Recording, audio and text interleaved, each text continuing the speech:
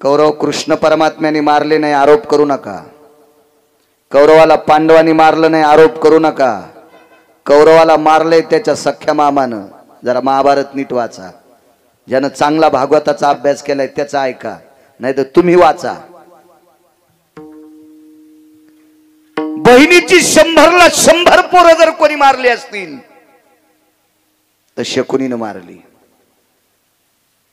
शकुनीनं दुर्योधनाची मांडी दाबली. भाषे बुवा काय बघता, काय बघायला खाले तू?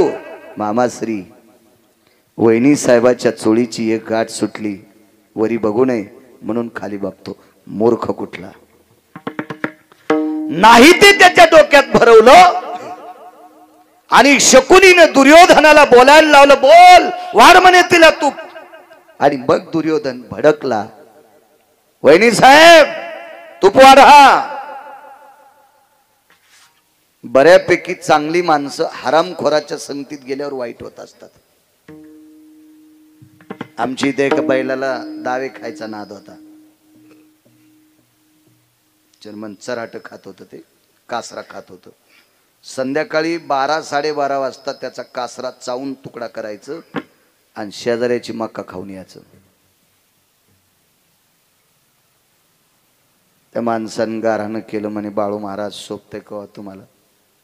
लोकायला कीर्तन सांगता आणि संध्याकाळी बैल मोकार सोडून देता.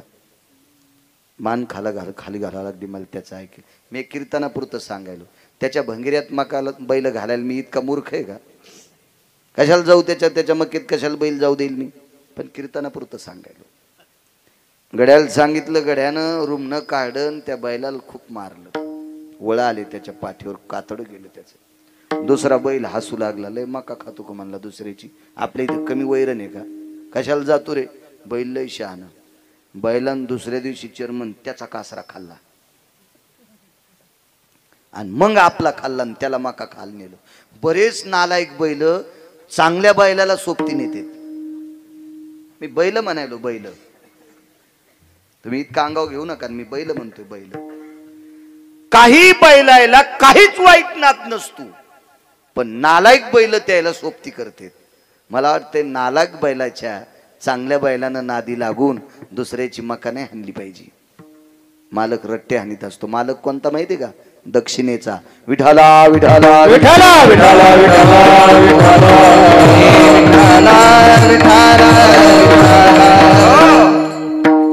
तसा दुर्योधन मुळात वाईट नव्हता महाराज. दुर्योधन